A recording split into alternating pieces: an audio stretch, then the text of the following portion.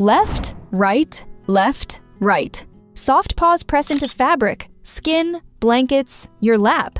The motion looks sweet, almost sleepy, almost loving. Most people stop there.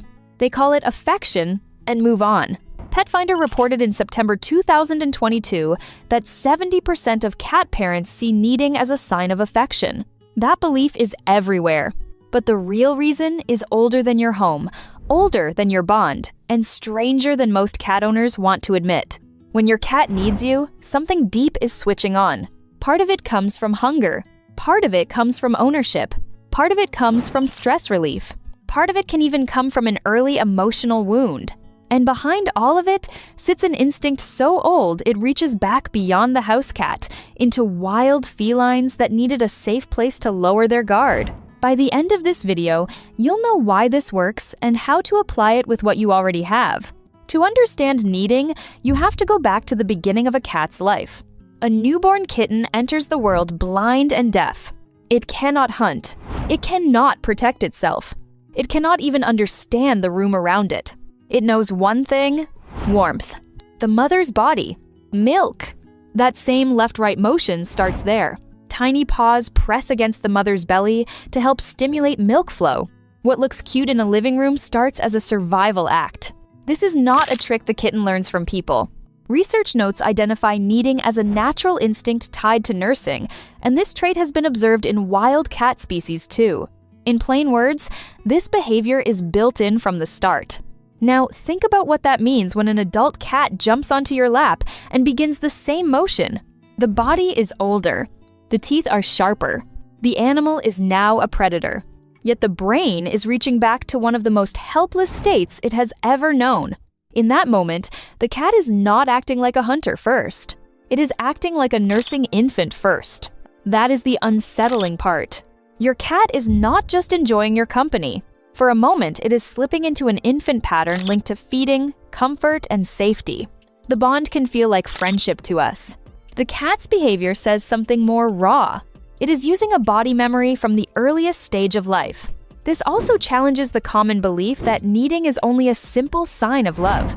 The mainstream view, backed by the Petfinder survey from September 2022, says affection is the big answer. The research says the picture is wider than that. Adult cats may continue kneading for comfort, stress relief, or marking territory through scent glands in their paws. That means affection is only one piece of the story, not the whole story. There is another layer hidden in the paws themselves. Every push is physical, but part of the message is invisible. Research notes say cats have scent glands in their paws, and adult cats may need to mark territory. That changes the feeling of the scene. Your lap is not just a soft place. It becomes a surface your cat can claim. This is not ownership the way humans think about love. It is chemical, silent, direct. Press, release. Press, release. With each movement, the cat can leave scent behind. To you, nothing seems to happen. To the cat, a message has been placed. This spot is safe. This spot is familiar. This spot is mine. That is why kneading can look tender and possessive at the same time. People often want cats to fit the role of polite companions. Cats do not always work that way. Their behavior mixes comfort with control. A cat can seek warmth from you and mark you in the same act. It can relax on you and also claim you. The American Veterinary Medical Association published a study in August 2021 showing that about 25% of cat owners report that their cats need them. That number matters because it shows how common this behavior is in homes. It is not rare. It is not a weird habit from a few unusual cats. It is part of normal feline life. Still, normal does not always mean simple. Anyone who has had a cat need bare skin knows this. The paws begin softly. Then the claws come out, not always in anger, not as an attack. They just extend, hook, and press. The cat's face often changes at the same time. Eyes half close. Breathing slows. The whole animal seems to sink into a private loop. That loop matters. Research notes say kneading can be tied to relaxation and happiness, and it may also work as stress relief. This helps explain why your pain often changes nothing. The cat is not focused on your discomfort.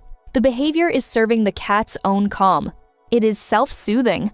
That detail can feel cold, but it is honest. A kneading cat can look deeply connected to you while also being deeply absorbed in itself. That is part of why the behavior feels eerie at first glance. You are there. You are being used as the soft surface. But the animal has also gone somewhere inward, somewhere old. Behavior specialists have also raised a caution around compulsive kneading. The research notes mention that some specialists warn it may indicate stress in certain cats. By late 2023, research on pet behavior continued to grow, with more focus on the emotional and psychological side of actions, like kneading, and on ways to reduce compulsive behaviors linked to anxiety. So if kneading becomes intense or constant, the sweet story may not be the full story. Then comes one of the most heartbreaking versions of all. Some cats knead and suckle at the same time. They may latch onto a blanket, drool, and work the fabric with those same baby-like paws. Research notes connect this behavior to cats that were weaned too early from their mothers. That link gives the act a very different emotional weight. This is not just comfort. It can be a scar. A kitten separated too early may carry that unfinished need forward into adult life. The body grows up. The pattern does not. So the cat returns to it again and again, trying to recreate the safety that ended too soon. The blanket becomes a stand-in for the mother. The kneading becomes a repeated attempt to calm something that never fully settled. That does not mean every kneading cat carries that wound. It means the behavior can hold more than one meaning. In one cat, it can be ordinary comfort. In another, it can be a sign of stress. In another, it can point back to early weaning. This is why one simple answer never works well enough. There is one more theory, and it may be the oldest one of all. Long before couches and blankets, wild cat ancestors still needed a safe place to rest. Research notes describe a theory that cats patted down tall grass and leaves to flatten a nest and flush out hidden predators like snakes and insects before lowering their guard. This survival program changes how kneading looks.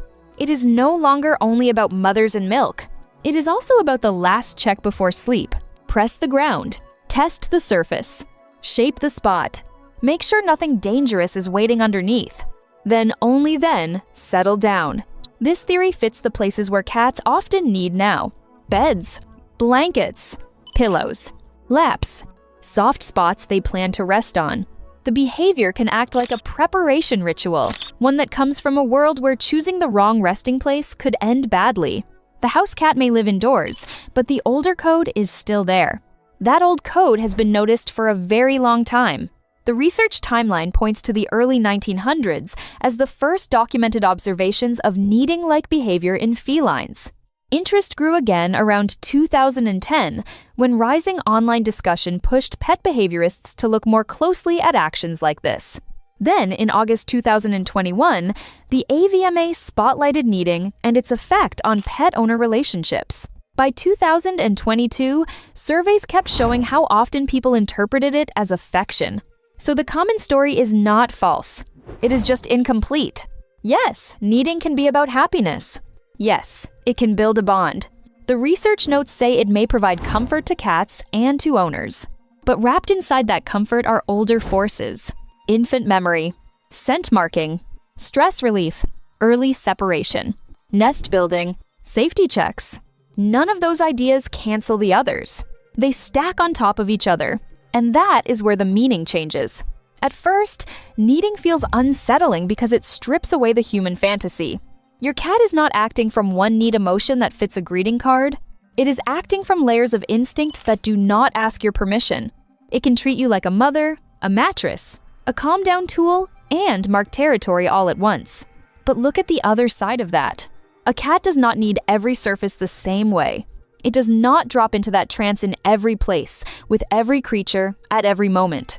To knead is to loosen control, to return to a helpless pattern from the first days of life, to lower the guard enough to perform a ritual tied to nursing, resting, and safety, to press its scent into a place and say, without words, this is where I can be vulnerable.